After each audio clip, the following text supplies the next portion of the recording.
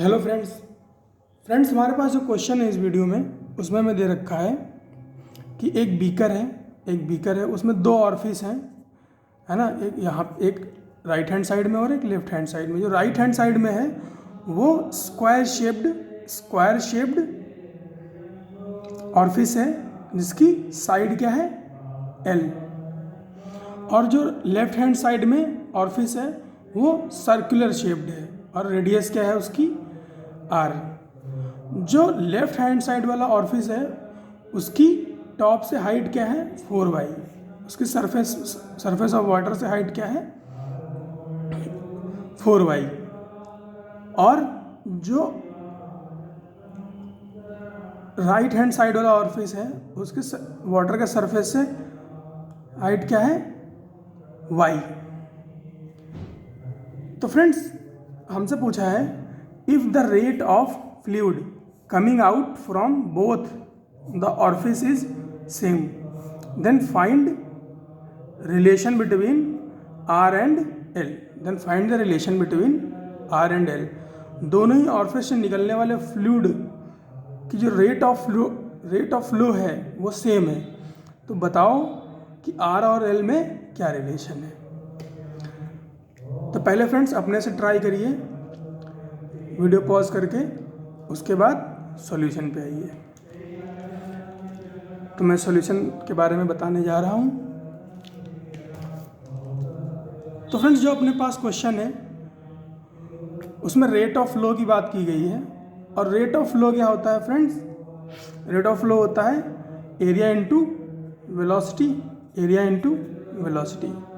तो फ्रेंड्स पहले हमें पता होना चाहिए कि ये जो ऑरिफिस है यहाँ से निकलने वाले फ्लूइड की वेलोसिटी क्या है। तो फ्रेंड्स इसके लिए हमें क्या पता होना चाहिए, स्पीड ऑफ एफ्लक्स। इसको क्या बोलते हैं, स्पीड ऑफ एफ्लक्स। यहाँ से जब निकलता है फ्लूइड उसका जो कॉन्सेप्ट होता है उसको हम बोलते हैं स्पीड ऑफ एफ्लक्स। तो फ्रेंड्स ये आता कैसे है और इसकी वैल्यू क्या होती है फ्रेंड्स। तो फ्रेंड्स वैल्यू की अगर बात करें तो अगर ये जैसे बीकर दिख रहा है आपको, इसके सरफेस से h डेप्थ पे ऑरिफिस है। तो फ्रेंड्स अगर ये ऑरिफिस का जो डायमीटर है वो बहुत छोटा है in comparison to this surface area, है ना। सरफेस एरिया के क्रॉस सेक्शन से अगर बहुत छोटा क्रॉस सेक्शन है ऑरिफिस का तो क्या होता है, उस केस में क्या वैल्यू आती है फ्रेंड्स, स्पीड ऑफ एफ्लक्स की v is equal to √2gh।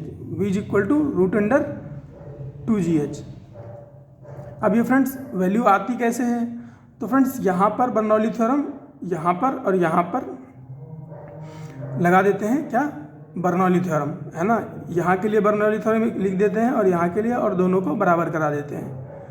तो फ्रेंड्स वहाँ से हमारे पास v की वैल्यू आ जाती है।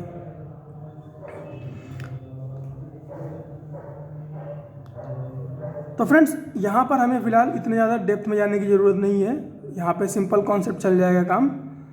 क्योंकि फ्रेंड्स हम यहाँ पर मान के चल रहे हैं कि जो सरफेस है, सरफेस एरिया है, और जो ये ऑरिफिस का क्रॉस सेक्शनल एरिया है वो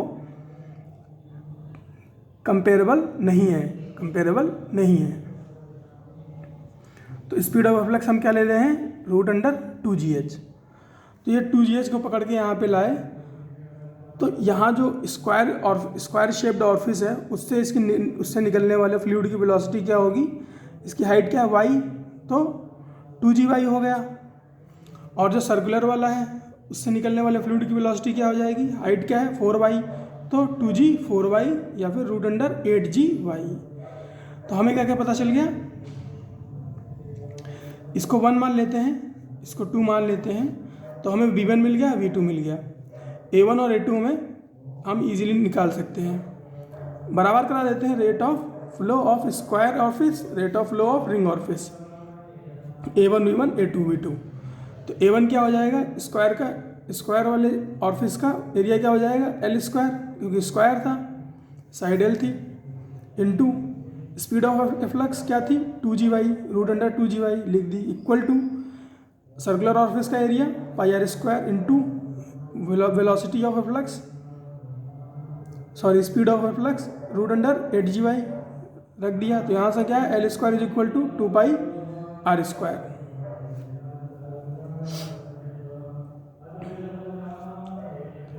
तो आर की वैल्यू क्या आ गई, एल बाई रूट अंडर 2 पाई। तो यही था इस क्वेश्चन में फ्रेंड्स, स्पीड ऑफ एफ्लक्स से रिलेटेड कॉन्सेप्ट था। तो मिलते हैं फ्रेंड्स अगले क्वेश्चन में, तब तक पढ़ते रहिए।